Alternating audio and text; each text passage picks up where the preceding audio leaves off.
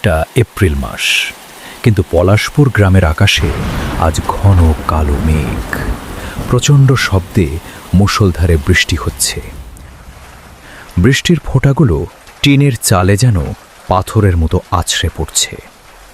রহিমের চায়ের দোকানে কাঠের বেঞ্চে বসে আছে জামশেদ, রুস্তম এবং বয়স্ক কাশেম চাচা। চারদিক একেবারে নিস্তব্ধ, শুধু বাজ পড়ার আর চায়ের গ্লাসের টুংটাং শব্দ শোনা যাচ্ছে। আরে ধুর, এ কেমন কালবৈশাখী!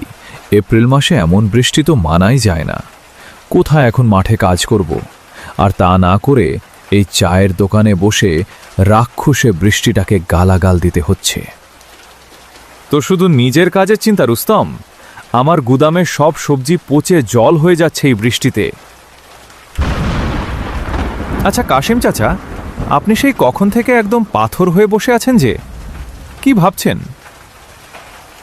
কি আর বলবো বাবা, আকাশ যখন এমন অকারণে কাঁদতে শুরু করে তখন বুঝতে হবে মাটির নিচে কোনো খারাপ কিছু চাপা পড়ে আছে। আমার উঠোনে রাখা শত শত কাঁচা হাঁড়িপাতি এই বৃষ্টিতে গলে কাদা হয়ে গেল গো। কিছুক্ষণ পর বৃষ্টির তেজ একটু কমে আসে। দূরের মেঘের গর্জন শুনে কাশেম চাচা সবাইকে নিয়ে বাড়ির দিকে রওনা দিলেন। তারা কেউ জানতেন না এই রাতের অন্ধকার আর বৃষ্টির আড়ালে এক ভয়ানক সত্যি লুকিয়ে আছে।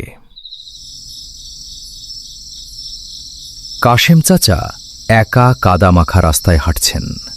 রাতের নিস্তব্ধতা আরও গভীর হয়েছে। হঠাৎ রাস্তার মোড়ে তিনি রতনকে দেখতে পেলেন। রতন বৃষ্টিতে ভিজে আছে আর তাকে খুব ফ্যাকাশে দেখাচ্ছে। আরে রতন, তুমি এখানে এই অন্ধকারে? আজ রহিমের দোকানে যাওনি যে? আজ বুকটা বড্ড খালি লাগছে চাচা।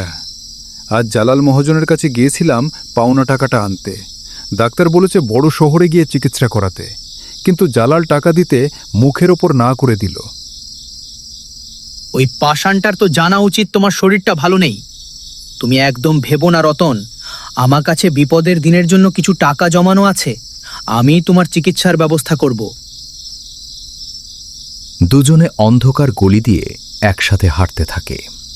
কিন্তু একটা অদ্ভুত ব্যাপার হলো, রতনের হাঁটার কোনো শব্দ শোনা যাচ্ছিল না। বাতাসে একটা হাড় কাঁপানো অদ্ভুত ঠান্ডা ছড়িয়ে পড়ল। চাচা, আপনি বরং আমার বাড়ি যান। আমাকে সামনের গলির একটা বাড়িতে চাবি দিয়ে আসতে হবে। এত রাতে এই অসুস্থ শরীর নিয়ে কোথায় যাবি? কাল সকালে দিস বাবা। না চাচা, কোনো কাজ ফেলে রাখলে তা আত্মাকে বড় কষ্ট দেয়। আপনি বাড়ি যান, আমি আসছি। রতন গলির অন্ধকারে মিলিয়ে যায়। কাশেম চাচার এক মুহূর্তের জন্য মনে হল রতনের শরীরটা যেন বাতাসে ধোঁয়ার মতো মিলিয়ে গেল। তিনি একটু অবাক হলেও নিজের মনের ভুল ভেবে রতনের বাড়ির দিকে এগিয়ে গেলেন।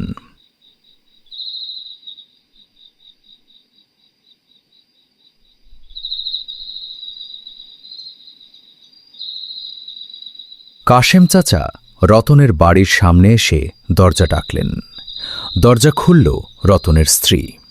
তার চোখ ফুলে আছে আর চেহারা একদম সাদা ফ্যাকাশে। কাঁদছো কেন মা?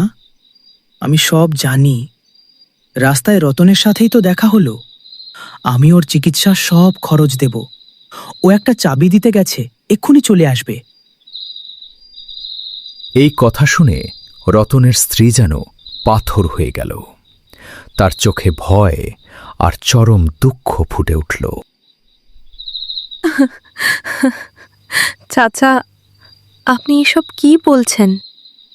রতন তো আর বেঁচে নেই। আজ সকালে জালাল মহাজনের ওখান থেকে ফেরার পথেই ওর হার্ট অ্যাটাক হয়, আর ওখানেই ও মারা যায়। তুমি কি বলছো মা? ও তো এইমাত্র আমার সাথেই ছিল, আমার সাথে কথাও বলল। কাশেম চাচা ভেতরে গিয়ে দেখলেন ঘরের মেঝেতে সাদা চাদরে ঢাকা রতনের মৃতদেহ পড়ে আছে। দাফনের টাকাটুকুও তাদের নেই। কাশেম চাচা বুঝতে পারলেন সংসারের চিন্তায় রতনের আত্মা শেষবারের মতো সাহায্য চাইতে ফিরে এসেছিল।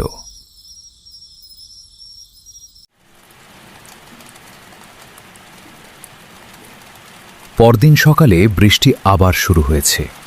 কাশেম চাচা নিজের জমানো টাকা দিয়ে রতনের শেষ কাজ সম্পন্ন করলেন। ঠিক তখনই জামশেদ হাঁপাতে হাঁপাতে সেখানে ছুটে এলো। চাচা, সর্বনাশ হয়ে গেছে, জালাল মহাজন মারা গেছে। কি বলছো? কিভাবে? কাল তো একেবারে সুস্থ ছিল। পুলিশ বলছে তারও হার্ট অ্যাটাক হয়েছে, কিন্তু সবচেয়ে ভয়ের ব্যাপার হলো তার ঘরের সব তালা খোলা ছিল, আর তার হাতের মুঠোয় শক্ত করে ধরা ছিল একটা পুরনো চাবি, সেই চাবি যেটা রতন বানাতো। কাজের ফল বাবা, কাজের ফল। রতনের চিকিৎসার টাকার দরকার ছিল, আর জালাল ওর জীবন কেড়ে নিল। আজ প্রকৃতি তার হিসাব ঠিকই চুকিয়ে দিয়েছে। এরপর থেকে পলাশপুর গ্রামে যখনই এমন অসময়ে বৃষ্টি নামে, মানুষ ভয়ে শিউরে ওঠে, কারণ কেউ জানে না পরবর্তী বৃষ্টি কার হিসাব মেটাতে আসবে।